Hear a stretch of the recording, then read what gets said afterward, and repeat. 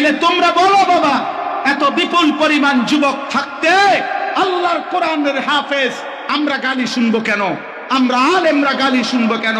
যে দেশে 5 ওয়াক্ত মসজিদের মিনারা থেকে আজান হয়, যে দেশের ইমানদারের প্রত্যেকের ঘরে আল্লাহর কোরআন আছে, যে ঘরের প্রত্যেক ঘরের ঘরে চাচাতো ভাই, জ্যাঠাতো ভাই, মামাতো ভাই, কোনো না কোনো বাচ্চা হাফেজে কোরআন আছে, যেই জমিনের মধ্যে কোনো না কোনো আত্মীয় স্বজন আল্লাহর ঘরের হাজী সাহেব আছে, যেখানে মসজিদের মিনারায় আজান হয়, মাদ্রাসাতে কোরআন পড়া হয়, দাড়ি টুপিওয়ালা মানুষ রাস্তায় হাঁটে, 5 ওয়াক্ত নামাজের মসজিদে আসে, সে দেশে আল্লাহর কথা, কালেমার কথা, ইসলামের কথা, আল্লাহর নবীর কথা উচ্চ কণ্ঠে বলতে পারবো না কেন? বলো বেটা, কেন? তোমাদের কারণ। তোমরা নারী দেখো, তোমরা ছবি দেখো, তোমরা উলঙ্গ দৃশ্য দেখো, তোমাদের চুল দেখে বেঈমান বুঝে, ওর চুল দেখে বোঝা যায় ও আমাদের দলভুক্ত।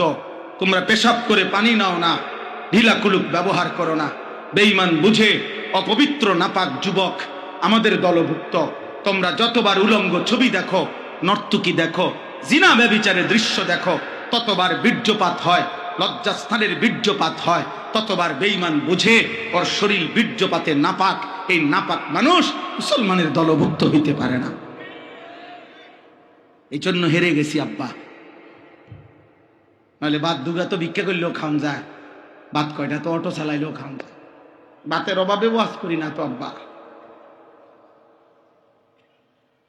ভাতের অভাবে ইমাম সাহেবরা ইমামতি করে না। 8,000 টাকা 10,000 টাকা বেতন নিয়া বছরের পর বছর মালিকের ঘরের গোলামি করে। বোকা দেই কেনা? কি মনে হয়? বেকুব, বেকুব। হুজুর মিয়া বুঝে না যে এতে সিএনজি চালাইলে এতে বালা ইনকাম। সিএনজি চালাইবার জন্য কুমিল্লা ভিক্টোরিয়া কলেজ থেকে মাস্টার্স পাস করা জরুরি।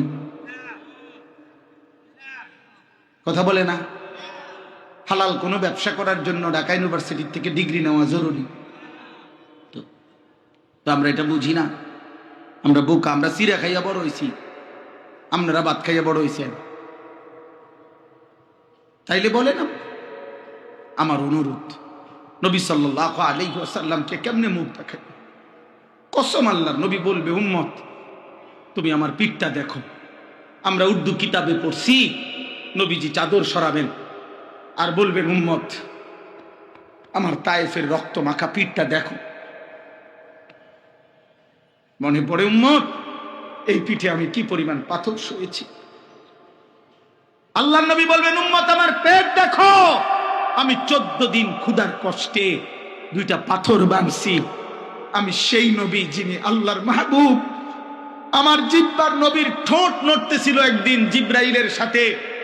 আল্লাহ কোরআন নাজিল করে বলছে, বন্ধু লা তুহাররিক বিহি লিসানাকা, দোস্ত বন্ধু ওই ঠোঁট আপনি নাড়ায়েন না, আপনি এমনি শুধু শুনেন, আপনার অন্তরে কোরআন আমি মুখস্থ করায় দেব, ঠোঁট নাড়াইলে আপনার কষ্ট হয়।